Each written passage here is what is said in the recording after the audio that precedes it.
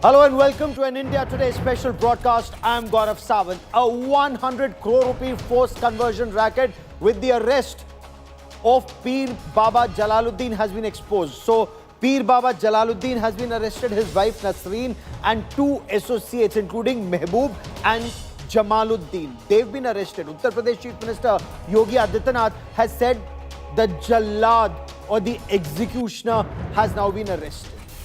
Sources in Uttar Pradesh Police tell India Today that Enforcement Directorate and National Investigation Agency are now being roped in to unearth the entire forced conversion industry flush with suspected foreign funds.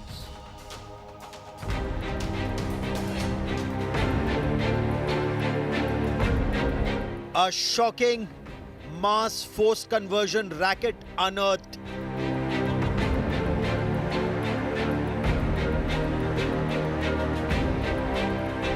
A 100 crore love jihad network.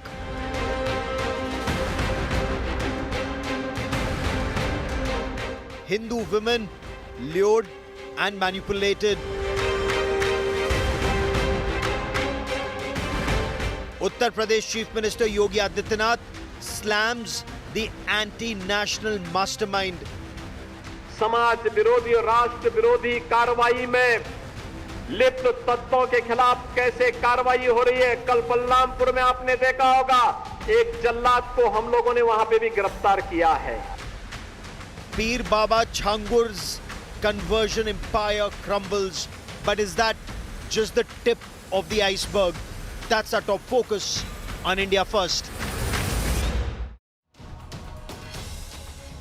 So this Jalaluddin alias Changur Baba incidentally had over 100 crore rupees, 100 crore stashed in different bank accounts in the names of 40 different organizations, front organizations that he was using to convert, forcibly convert Hindu and Sikh girls to Islam. The Uttar Pradesh Police Anti-Terror Squad, I mean, imagine if the ATS are being roped in and they want the ED and NIA to join in, they suspect that all these accounts are just fronts for this forced conversion racket. Women were lured, they were trapped in what the police are describing was love jihad. Lured with money and later threatened when they were at their weakest. The investigations have carried on for quite some time. We'll get you details. Incidentally, there was also a rate card for conversion. You convert a Brahman girl to Islam, you get 15 lakh rupees. You convert a Rajput girl, you get between 12 and 15 lakh rupees. You get 10 lakhs, you convert Hindu girls of other castes. There is a national security angle. You heard the Uttar Pradesh Chief Minister. This national security angle that's currently under investigation. I get you much more on that story, but first as always, the headlines on India First. 11 dead, a 40-year-old bridge collapses in Vadodara, Gujarat. The bridge was repaired just 1 year ago.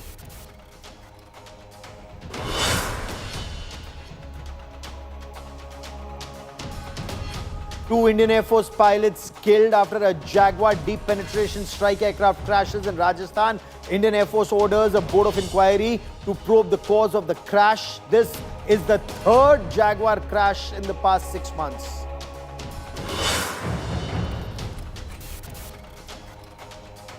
Rahul Gandhi alleges voter fraud in Bihar as he joins the Mahagathbandhan protest against voter roll revision. Says the Maharashtra-like vote chori bid is currently underway. Calls the Election Commission BJP's puppet.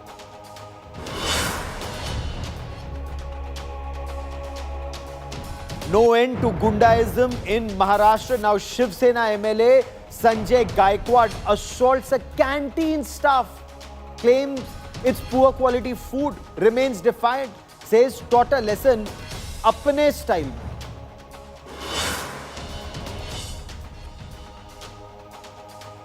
Elon Musk's Starlink gets approval to operate internet satellites over India. The service is designed to provide seamless broadband access.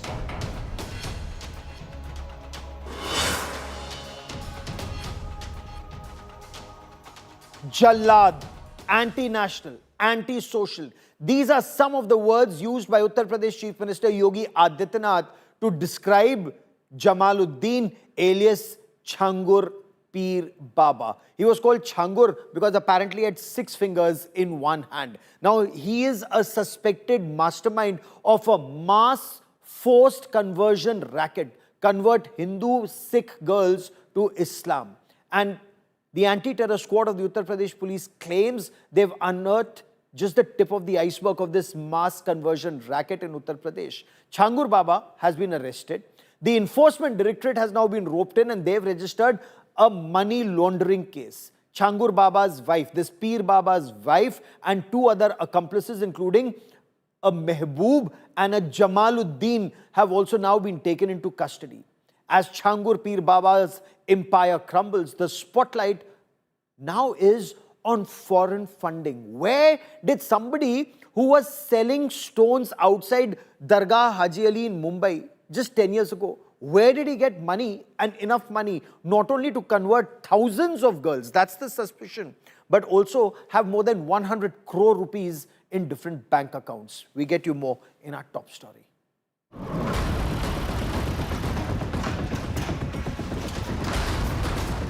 The Yogi Adityanath government cracks down on conversion kingpin Changur Baba as his sinister plot of fraud, faith and foreign funding unravels. Bulldozers in action for a second day in Balrampur turned the suspect's palatial residence into rubble. The crackdown is heating up with CM Yogi vowing to end the reign of anti-national elements. कैसे वहां हिंदू बहन बेटियों के इज्जत के साथ खिलवाड़ करता था, पैसे में सौदेबाजी करता था, लेकिन अब ऐसे तत्वों के साथ सख्ती की जा रही है। हम समाज को भी टूटने नहीं देंगे, राष्ट्र विरोधी और समाज विरोधी तत्वों को भी चकनाचूर करके रहेंगे। Changur Baba allegedly ran a high-tech fortress disguised as an ashram. Investigators found muscle enhancers, imported oils from Spain, Dubai-labeled goods and secret rooms allegedly used to run a religious conversion racket. एक ही room में आप देखिए कि किस तरीके से इसने 4 पंखों को फिट करा रखा है। ये कुछ मेडिसिन पाई गई हैं जो कहती हैं साफ तौर से कि ये मेडिसिन जो शक्तिवर्धक दवाएं हैं, यानी कि वो इनको मजबूती के लिए शरीर की प्रयोग करता था। ये दवाएं हैं, इसके साथ स्पेनिश ऑयल, ये स्पेनिश ऑयल है। हर वो ऐशो आराम की जिंदगी यहाँ जीता था और धर्मांतरण का गंदा खेल इसी महल से वो अपने करता था, जिसको नेस्ते नाबूद किया जा रहा है बुलडोजर के द्वारा। The man behind it, Jalaluddin, alias Changur Baba, is accused of converting 40 people. He kept a humble public image, but operated a deep underground network. Changur Baba had allegedly fixed different rates for girls from different castes. He allegedly offered 15 to 16 lakh rupees to Brahmin, Sikh and Kshatriya girls for accepting Islam. 10 to 12 lakh rupees were allegedly fixed for girls from backward caste. And 8 to 10 lakh rupees were allegedly given to girls from other caste.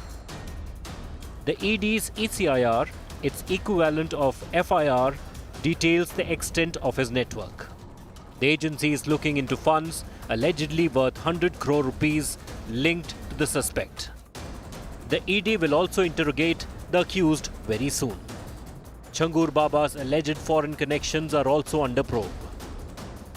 As the police dismantle his network, the Baba's links with Neetu Naveen Vohra from Tamil Nadu has been discovered.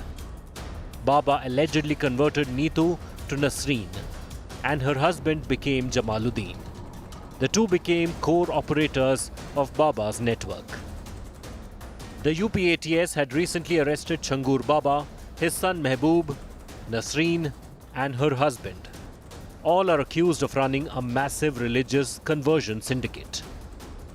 With Ashish Srivastav, Bureau Report, India Today.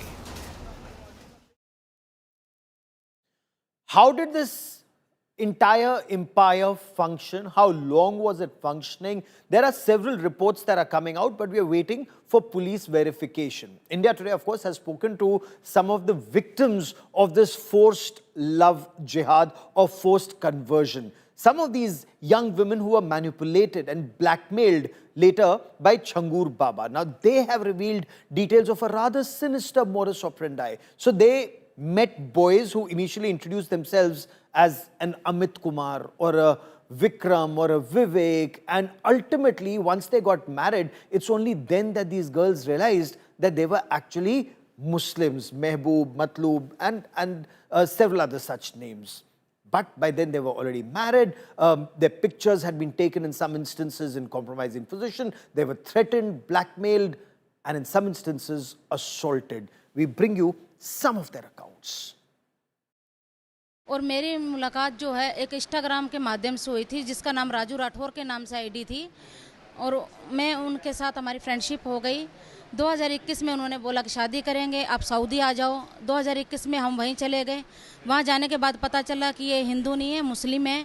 वहाँ पर हमारा धर्म परिवर्तन करवाने के लिए जो छंगूर बाबा है उनसे बात की। उनका मुरीद आया था छंगूर बाबा का, अदीदलम शहर से, बदर अख्तर सिंध की। वो आए थे 3 दिन बाद। उन्होंने हमें बोला कि आप इस धर्म में आ जाओ, और हमने कई लड़कियों के करोड़पति अरबपतियों से निकाह करवाए हैं, तेरे लिए भी अच्छा सेक्स देखेंगे। मैंने मना कर दिया तो हमारी अश्लील वीडियो बना ली गई वहाँ पे, जिसके ऊपर हमें ब्लैकमेल करते रहे। फतेहपुर मस्जिद में निकाह कराया था, जैनब नाम रखा था, छंगूर पीर बाबा वीडियो कॉल पे थे। जब 3 महीने बाद हम उसके घर से भाग के आए। हाँ, वो भी मेरे पीछे आ गया। हमने मम्मी पापा को बताया, वो रुद्र नहीं मेराज है। वो घर पे आया मेरे, हम लोग घर पे नहीं थे तब, पापा थे सिर्फ। उसने पापा को मेरी वीडियो दिखाई गंदी। पापा ने डिलीट करने के लिए बोला तो कहने लगा कि अपनी छोटी बेटी की शादी करा दो मुझसे, तो हम ये वीडियो डिलीट कर देंगे। मेरे पास साथ तो सबसे पहले कि धोखाधड़ी फ्रॉड करके मेरा निकाह कराया गया था। फिर निकाह के बाद ही मेरा शोषण करना शुरू हुआ, क्योंकि उनके रीति रिवाज धार्मिक हिसाब से मैं नहीं रह रही थी, मैं अपनी आस्था के अनुसार रह रही थी, जिसकी वजह से मेरा मतलब शोषण करना शुरू हो गया। और उनका उद्देश्य देश को इस्लामिक मुल्क बनाने का है, और उनका ये आज का काम नहीं है, ये बहुत पहले से ये धर्मांतरण का काम चल रहा है। पिछले 40 वर्षों से वो इस काम को कर रहे हैं, और अभी भी 2015-16 के करीब एक लड़की का और उन्हीं के घर द्वारा कराया गया। जिस आदमी से मेरी मुलाकात हुई थी, अमित बन के मेरे पास आया था, उसका असली नाम अबू आमिर अंसारी है।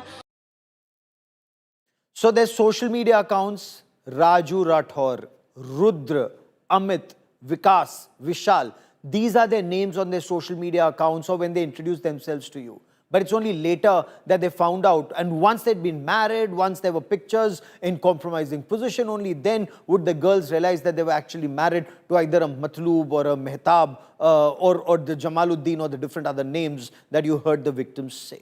You've heard some of their accounts, they're horrifying. That example of forced conversion of Gunja Gupta, for example. Abu Ansari is the name of the person who approached her claiming to be Amit. He then trapped her, took her out, bought her gifts, ultimately said, let's get married, took her to this Pir Baba Dargah.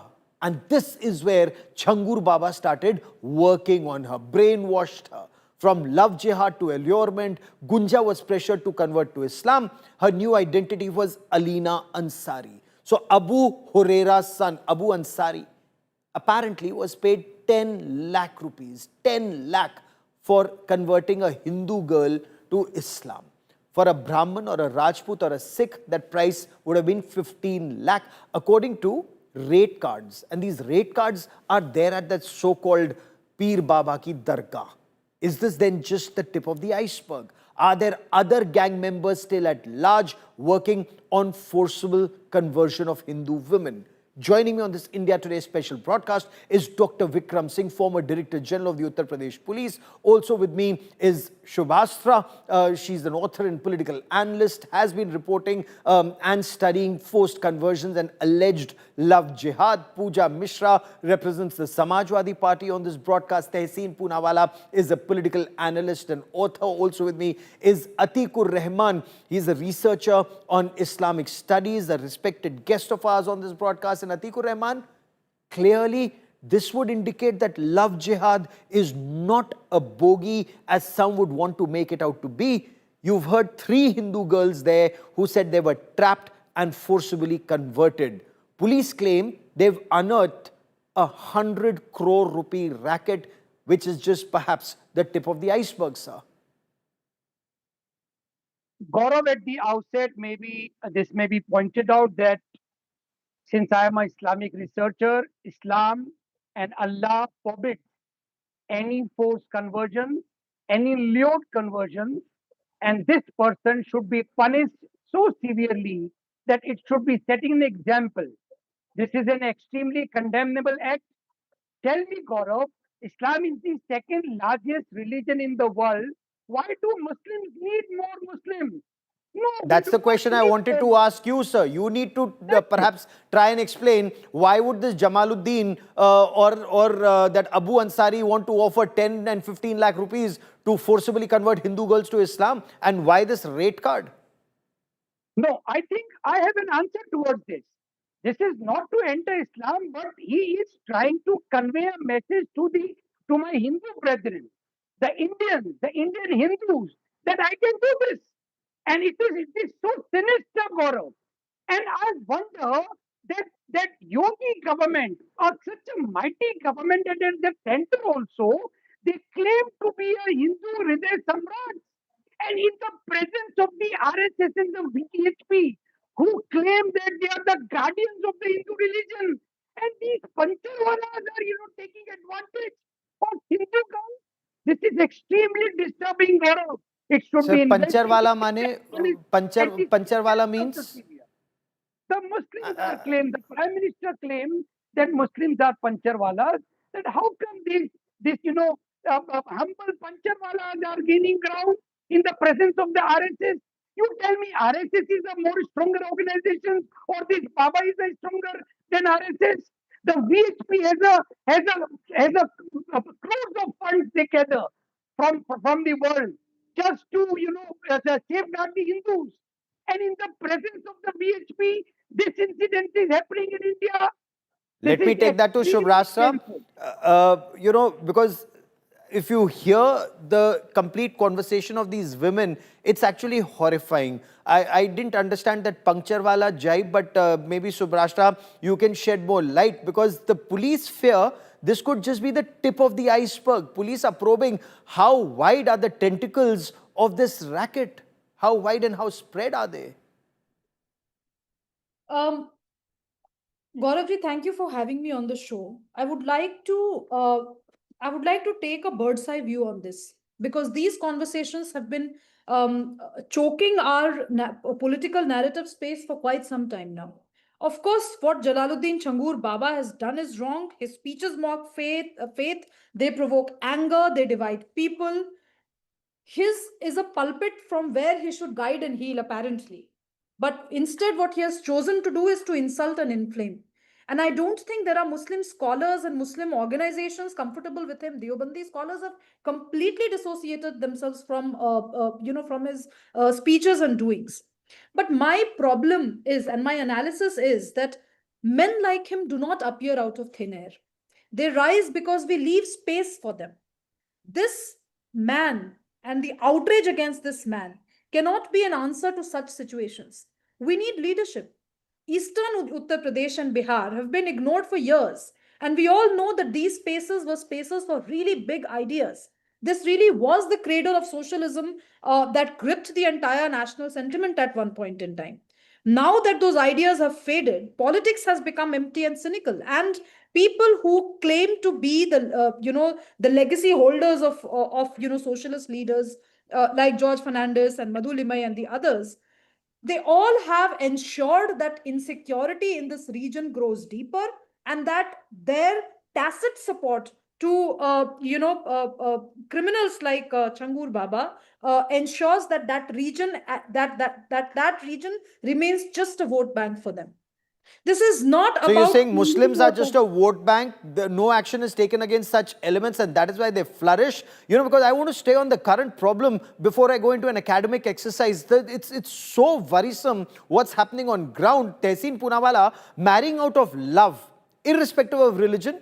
That's perfectly fine. But you heard victims like Gunja Gupta who say Abu Ansari told her that his name was Amit, or that Matloob fellow who said that his name was Rudra, or the other person who said his name was Raju Rathor, lured and trapped these Hindu girls, and then once they were married, once they took pictures in compromising position post-marriage, they then forced them to convert to Islam. Clearly, there can be no intellectual cover fire given to this racket which the police feels is really widespread.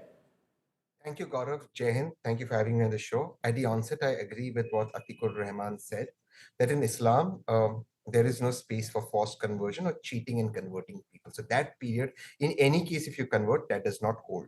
Secondly, I completely agree with what the earlier speaker Shubhrashtra said, that this requires a systematic top-down approach. Now, you see, Gaurav, I've had the privilege of being on India Today and on your show many a times, and we've discussed love jihad, and we've had many of the similar panelists there. And there's a law gotten, I think, in 2021, which was made more stringent. It was popularly called the love jihad law.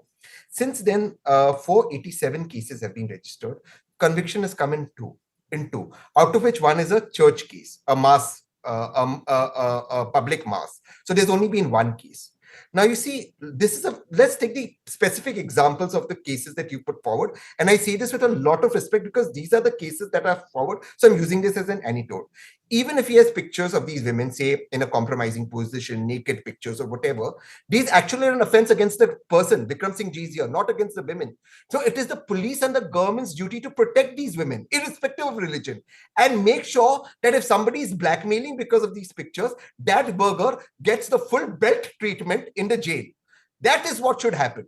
Why are these girls scared? Because as Shubhrashtra rightly said, we've not educated our people enough that in fact the offense is here even more. So apart from this overarching love jihad law, there are so many sub-laws within this that actually protect the women. This is under they can be under the IT Act and several others Act, Obscene Act, etc. that without consent videos are taking, etc. Why are those charges not put on these people? What is your conviction rate? Why don't you set an example? So I'm saying it's all very good that we have these academic discussions either on television or maybe some discussions in the assembly.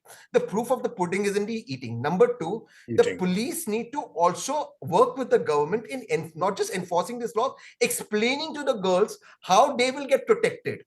What are the acts that protect? You know, these acts actually are good acts to protect women. So why aren't we doing that? Why isn't that being put out? So these are a variety of ways that we can work in. But I do agree with what Atikur Rahman said. This is not. In all of this, Changur Baba is nowhere to blame. All these chaps who are converting forcibly, they are nowhere to blame. And Dr. Vikram Singh, while I agree that it's a failure of the system, but this well-oiled forced conversion racket, 100 crore rupee racket that 100 crores have been recovered, it just remains to be seen, one, where this money came from, how it's floating, but it's the failure of the government. And you heard Atikur Rahman. So you have Yogi Adityanath's government in power from 2017, Narendra Modi's government in power since 2014, and yet in 2025, this has been happening all along. What does that indicate, sir?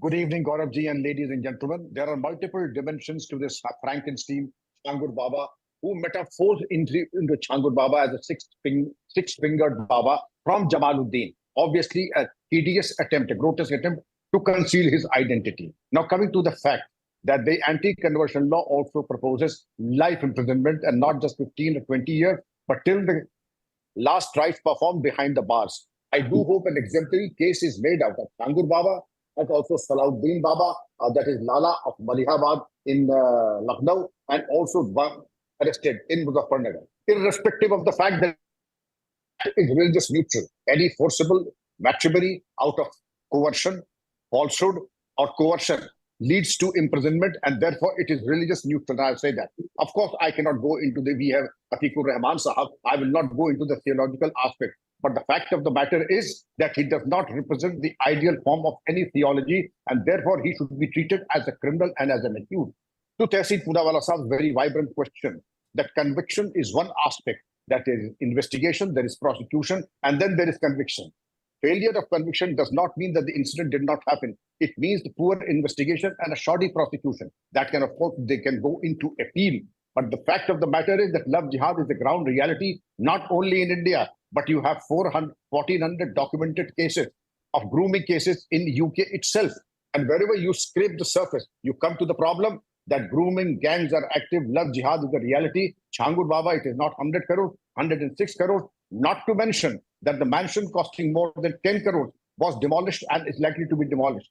And Yes. horse, a steed of the finest pedigree, 6 German shepherds, concertina wires, electrified at night, and also have a backup system that will perhaps put to shame that of the multi-millionaire sitting on your panel. But we need to identify the life of the snakes in the grass like Changur, identify them, decimate them, put in a fast-track court, and also invoke the provisions, as Testing Purams have suggested, of the UAPA, the National Security Act, so that an example is made out of these snakes so that there is no replication anywhere. That's an interesting point you put forward, and I'll come to Shubhrashtra also to respond to that, but I want to bring in Pooja Mishra into this conversation. One, do we agree that there is love jihad that's happening there, and the fact that these Muslim boys are giving Hindu names, misleading girls, marrying them, and then exploiting them? Action needs to be taken. Is Yogi Adityanath right in describing Pir Baba Jalaluddin as Jallad or executioner? Good evening, Gaurav, and good evening to fellow panelists too. I think instead of describing Changur Baba, the chief minister should have taken the responsibility instead of playing blame game. Do you think, Gaurav, is it possible for a person who once sold gemstone and ring by a bicycle in 2015, and in 2025 he has built up crores and crores of property? This can't happen without the support of political support and the support from the authorities and the governance support. This can't happen, and government need to, and the authorities need to search into the facts where the political support he was gaining from, where these authorities were involved. The Rajesh Upadhyay, clerk at the CGM court Balrampur, he was indulged into suppressing his cases. That's why his the property in Pune is registered in the name of this Rajesh Upadhyay's wife Sangeeta, and they are Hindus only. So people who are indulged into criminal activities, they are criminal. So action should be taken against them. Do you think, Gaurav, is it possible for a person like Changur Baba, who is to sell rings, to evade ATS and ED? There is a trail of 100 crores, international money trail of 100 crores. Is it possible for a Changur Baba, for a Ritu, for this accounted for 5 names? Is it possible for them to operate this nexus? No, this is not possible. And despite of this, our chief minister, this is the harsh reality of Uttar Pradesh. The chief minister comes, he thinks that he is a hero, like action should be taken. But how this floor is, since 2014 in the center, it's the BJP government. Dr. Vikram Singh, that's a very pertinent point. Before I bring in Shubhrashtra, and Tehseen also has his hand up to respond. You must respond to this because it's a fact. 10 years ago, this man on a bicycle used to sell fake gemstones outside Dargah Haji Ali. And today, he lords over 100 crore, and 100 crore have been found in one account. He must be having property worth many, many, many hundreds of crores across the country, because the police suspect, is just the tip of the iceberg. How was this functioning for the past 10 years? There is logic in what Ms. Pooja has said, that things did not arrive from heavens. Obviously, this was earned. And I blame the local authorities and whoever was there in authority that there should have a system of surveillance to identify and to nail him then and there, not to nip in the bud, but crush in the bud. Obviously, this did not happen, and that cannot be condoned. My next point is, there should be consequences not only for the CGM steno, whose wife was a willing accessory to the crime of Changur Baba, but also those who slept over. And the primary would be the local station house officer, the local intelligence officer, the local superintendent of police. When this empire of shame and crime emerged and they slept over it, or perhaps they did not have it in them, whether they were complicit or they look the other way, whatever it is, they need to be taken to task. Then I believe there is a minister also who's being mentioned in one of the interrogations. It is too early to say who the minister is, but whether it is, he obviously had a support system. The support system would include the CJM steno and his wife. Also, those in power. Allegedly, and those who look on the basis of evidence, we'll see. Yes, go on, sir. Yes, I would say on the basis of evidence only, not on the basis of hearsay or wild allegation or presumption. But when the evidence comes, I would say that there was a lacuna. But to say, in my time, we decimated gangs that even were operated before I joined service. That doesn't mean that I was complicit in that. There are two aspects to it, that since we accounted for them, therefore we need to congratulate the ATS, the local police, for at least unearthing what was going on for years together. But also, if it was going on for years together, then why did it allow to happen? Why did we allow the grass to grow underneath the feet? At least action has been taken now. But the fact, I want to come to that sinister aspect. Atikur Rahman, a rate card for conversion, 15 lakh for a Thakur girl or a Brahman girl, 10 lakh for other Hindu women and other women to convert to Islam. I want to understand, you're saying that there's no forced conversion in Islam, though we've read even through history that sword was often used to convert, and not in hundreds but in lakhs. Why this desperation to convert in your appreciation and pay this big money that's apparently coming from overseas? God, this question best be answered by a sociologist. How these people who are, at the lower strata of our society, and the government failed to come up to their aspirations, that they are selling their faith in just 15 lakh of rupees. What compels them? Even if it is lured, even if it is cheating, how that woman went to Saudi Arabia to get married? Sir, that woman is not getting 15 lakhs. It is that Muslim boy who's converting that Hindu girl. He is being paid 15 lakhs to convert. That's his reward money. That's what. But the question is that are we so, this thing that the government is unable to pinpoint, our authorities are unable to pinpoint that who are these gullible people that so easily 15 lakh rupees and they're selling their faith. This is too disturbing, Gaurav. That's why I said earlier that this person is not, having anything to do with Islam. He is conveying a message to the Hindu brethren that I am into this and I will do this. And this is too sinister. Islam and people and Muslims have nothing to do with these conversions. Shubhrashtra, the demolition of the dargah or that palatial dargah, there are some who are saying that this is being used to target Muslims and give a cover fire to a well-oiled racket targeting Hindu and Sikh women. Merit in Atikur Rahman saying, how weak is faith that they can get converted so easily? Yes, so Gaurav, let me put it on record that I do not want to engage with anyone who is softly trying to shield Changur Baba, academically and intellectually trying to shield him. So I'm not... Is that what is happening? Is that your appreciation? That there's an attempt to academically shield him or such elements who forcibly convert? Yes, the way... possible, Gaurav? But is it possible? My problem with people like Atikur Rahman is exactly this. That I did not name him. I don't understand why is he taking it upon himself. So, Gaurav, let me answer the question because I know this. Okay. I know this man. Okay, first Shubhrashtra, then I'm coming to you, Atikur Rahman. This is my just time. Just Shubhrashtra and Atikur Rahman for a moment, please. But first, Shubhrashtra, go on, ma'am. Against him, I don't want to get there. Look, Gaurav, let us please understand one thing. Like grooming gangs in UK, there are gangs here in India. We do not want to label and name it because then that gets into a completely different controversy. But then these are facts, these are realities. The kind of interviews that you've shown right now is heart-rending. Let us also understand that, yes, of course, there's a question of agency of women, and you rightly said an academic discussion can happen later. But the point is there are predatory men out there with a very set political narrative, an Islamic narrative, a conversion narrative who are operating. I don't understand. Why do we not want to call a spade a spade? It is a failure of the state government for sure. It's an ideological failure of all those organizations who've been trying to work on it for a really long time. But that doesn't take away the fact that this doesn't exist. Just because, let me speak the language of the opposition, just because the Modi government is failing or just because the Yogi government is failing doesn't mean that this reality doesn't exist. How long are we going to fool ourselves into believing that the victims that you showed on camera today, the victims who had some of them who had the courage to actually come out and reveal their identities, are we not going to talk about their sorrows? Are we going to cast aspersions on Poonawalla, And who Yes, are these blame men? the government. Going to be And sorry, Yes, blame the I'm sorry if government. they want to talk not about on the the agency action, of women. not Let on the us also accountability. remind ourselves. Are we not going to decide whose May, accountability is this? Are we may I not going please to come in? decide It's my whose chance. accountability is this?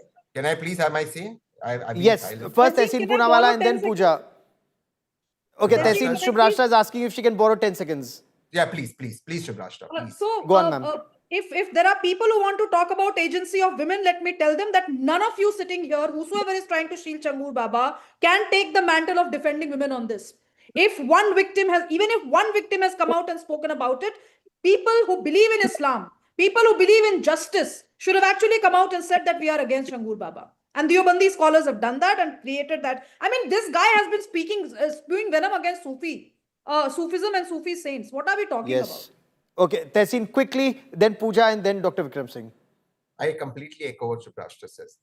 People like Changur Baba read my lips very clearly, require the belt treatment, complete belt treatment. These are gutter chap people who spoil the ethos of our country. They create communal divide, and no way they should be allowed to preach any religion whatsoever. They don't represent any religion. These are just money-making machines. There is one more point that I want to make very, very pertinently. Look, Singh Saab said maybe the investigation has failed. I think these are very serious offenses, because when you hear the cries and the pleas of these women, the trauma that these women are going through. Sir, I have a lot of respect for you, for your tenure, and I believe that most of UP police are professional officers. But for continuously in 487 cases, sir, if investigation is failing, sir, it is our duty as opposition to raise these questions. These are irrespective of religion. These are our fellow citizens and women who are being suffered by these kind of gangs. We have to ask. There's one last point. There is a point that I want to ask. If 100 crores or whatever amount is coming from Saudi, obviously it's not coming by cash. It's coming through an RBI transfer, and RBI is aware of it. Now, Gaurav, you and I know, if any of our account has 20,000-30,000 rupees extra, or 10 days the KYC expires, your account is seized by the banks. And I agree, and I respect that process. I myself have tweeted about it. Then why, where hundreds of crores come, it requires ATS after so long? ATS, great, they found it. What are our financial institutes doing? It's not ATS's job to find this money. They found it, great. They're coming through. It's obviously a bank transfer. I'm completely with you on accountability. This is rubbish.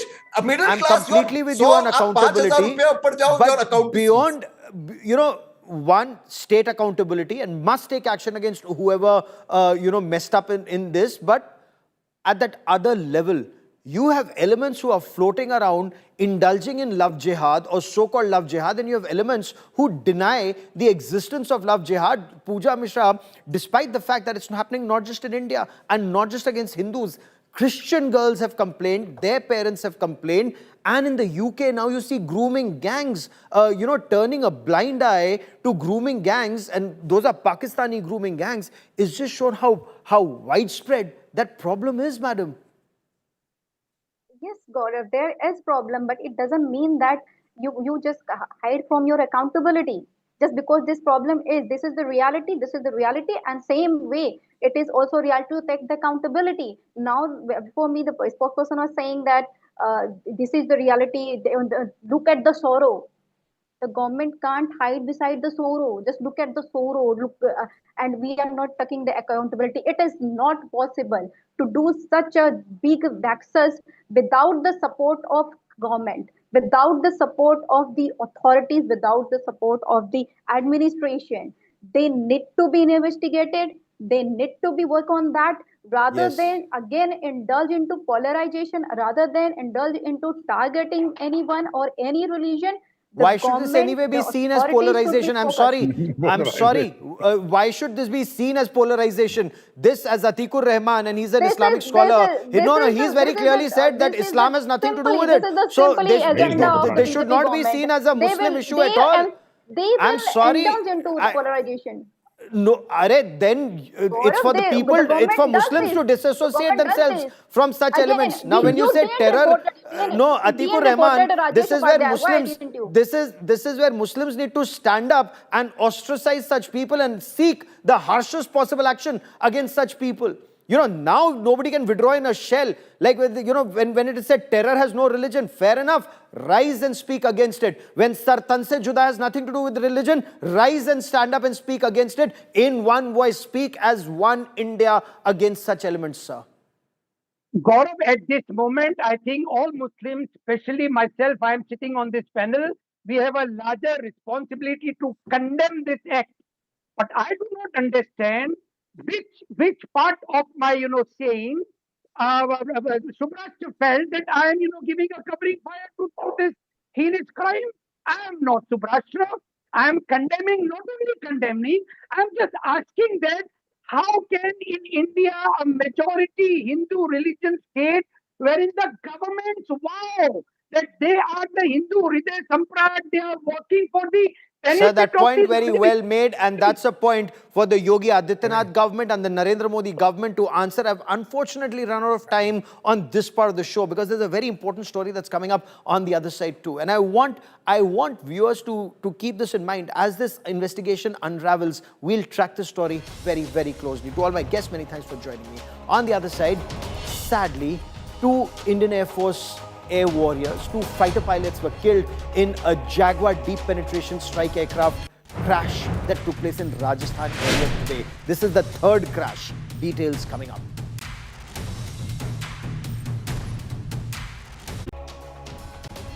A Jaguar deep penetration strike aircraft crashed near Churu in Rajasthan, sadly killing both the pilot and the co-pilot. This is the 3rd Jaguar crash this year. The first in Ambala in March, the second in Jamnagar, and that was during a night flying sortie, and unfortunately, we lost 1 pilot there too. Now, this is a twin-engine aircraft. It was inducted way back in 1979. It's seen as a very capable, though low-level, high-speed, deep penetration aircraft for precision strikes quickly into enemy territory and come back home. These crashes are a cause for grave concern for the Indian Air Force and the nation.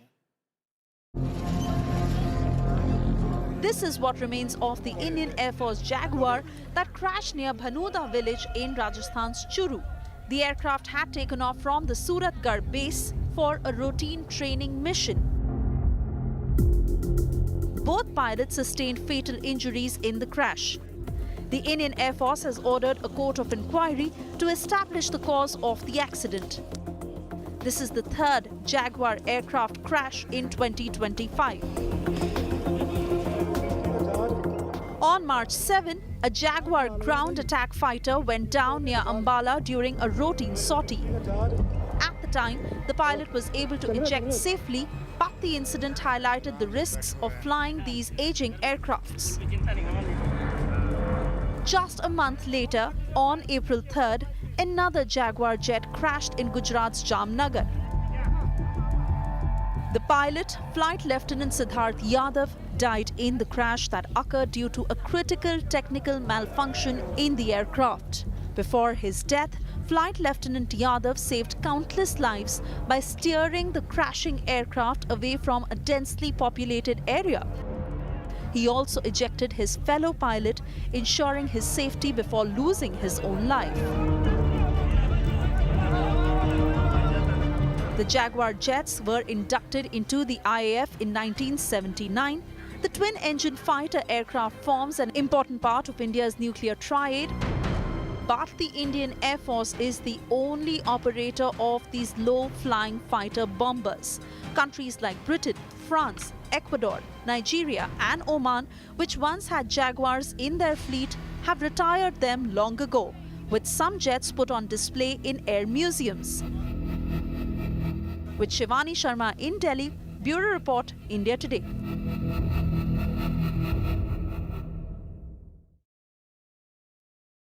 Every crash is painful, more so when there's loss of priceless lives of our brave air warriors. But what are lessons learnt and steps that must be taken to avoid future crashes? Is it time to retire this aging fleet that's repeatedly been upgraded and likely to undergo another upgrade? Joining me on this India Today special broadcast is Air Marshal Sanjeev Kapoor. He's former Director General of Flight Safety and Inspections. Also with me is Sandeep Unnithan, my colleague and someone who covers aviation very closely. Air Marshal Kapoor, fighter flying is inherently risky, but 3 crashes in under 6 months 3 fatal. Your initial assessment, sir, are we flying these aircraft way beyond their use-by date? No, I don't agree here that the aircrafts are old, because for benefit of your viewers, the Royal Air Force, the United States Air Force, the French Air Force are flying fighters which are nearly 4 to 5 decades old. It's not the Indian Air Force that is flying the aeroplanes which are, old age-wise. Now, these aeroplanes have gone upgrades in the process and have been upgraded Darin 1, Darin 2, Darin 3. And this today's particular accident is very, very unfortunate.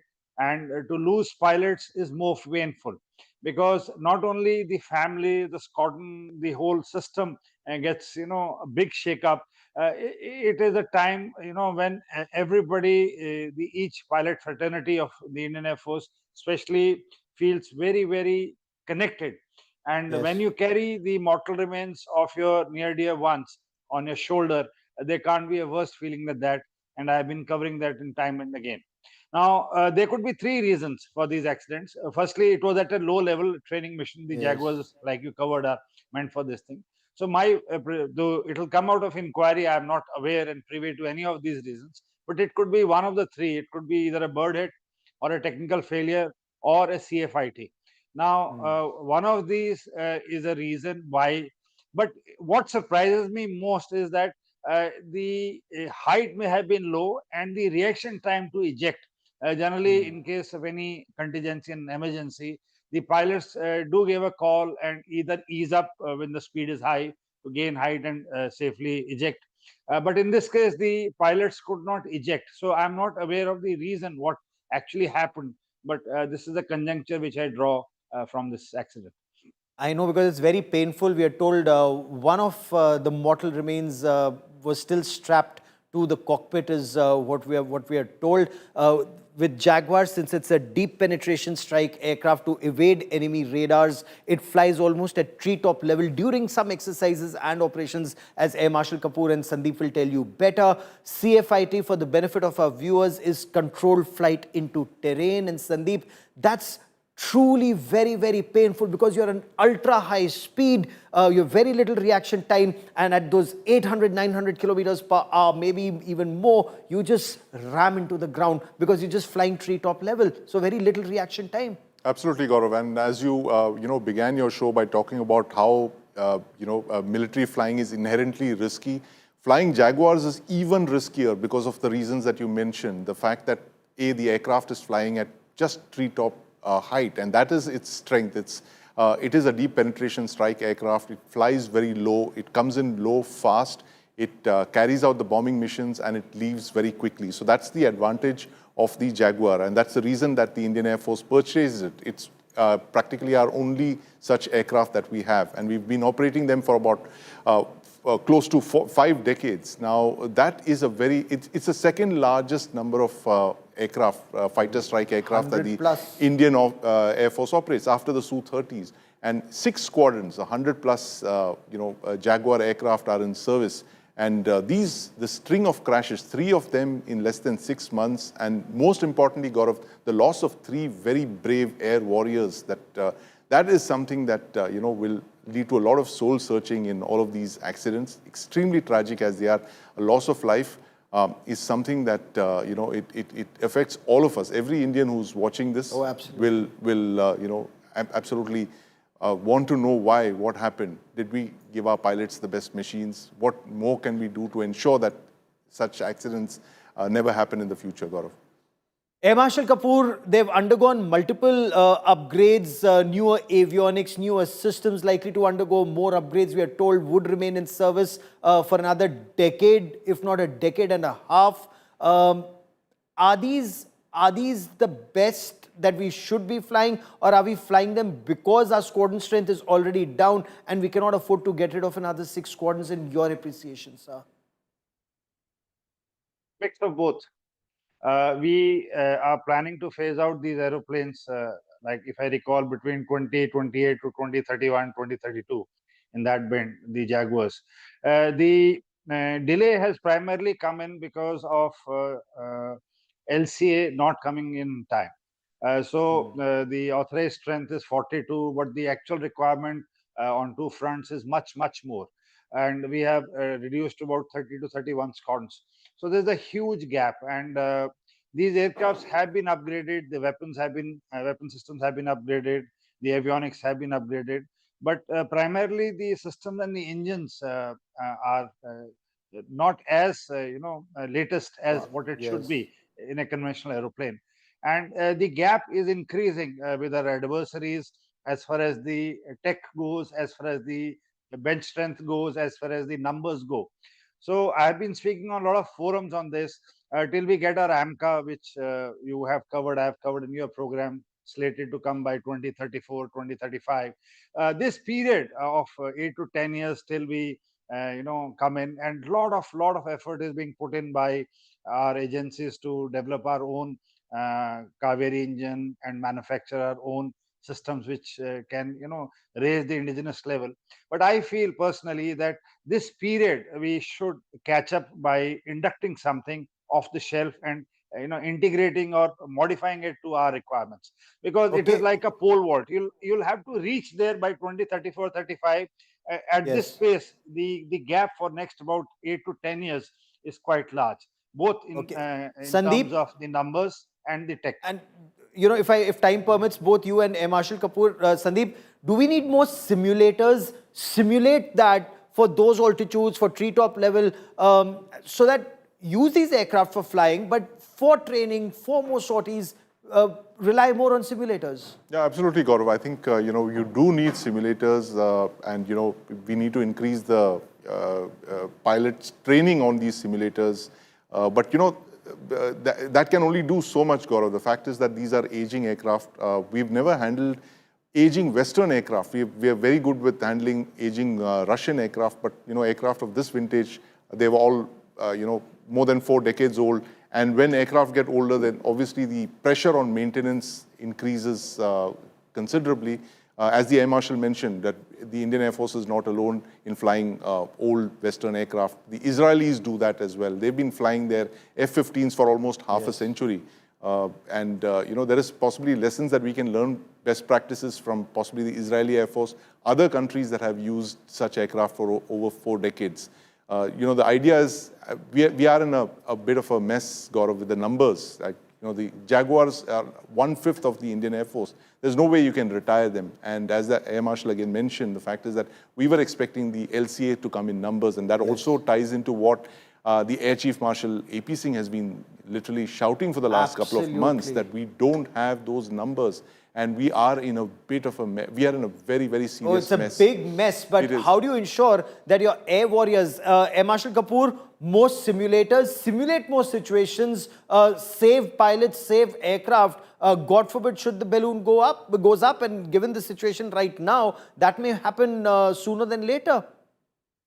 Absolutely correct. Today, say for a Boeing and an Airbus, a commercial aeroplane, about 98% of flying, or more than that at times, is done on the simulators. Today, we have state-of-the-art simulators for Rafales and other modern aircrafts.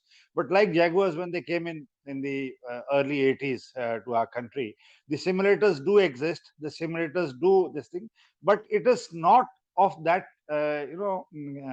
vintage real where quality, it can take on. And no other country is flying, so the OEMs do not invest that kind of an effort in upgrading those simulators. The modern simulators, if you go and have a look, there is absolutely no difference between actual flying. And we are right here where we can simulate all sets of emergencies, all sets of exercises, missions in near real time on a simulator, and that helps before every mission, certainly. I will let that be the last word on this part of the show, because this is truly tragic. It's truly heartbreaking. We've seen how good our pilots are, how good our Air Force is, and it's truly, truly heartbreaking to see loss of life this way. Because anyways, the Air Force says the more you sweat in peace, the less you bleed in war. We cannot afford to bleed like this.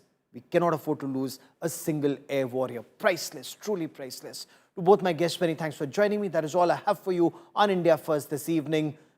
Let's hope a solution is found as quickly as possible.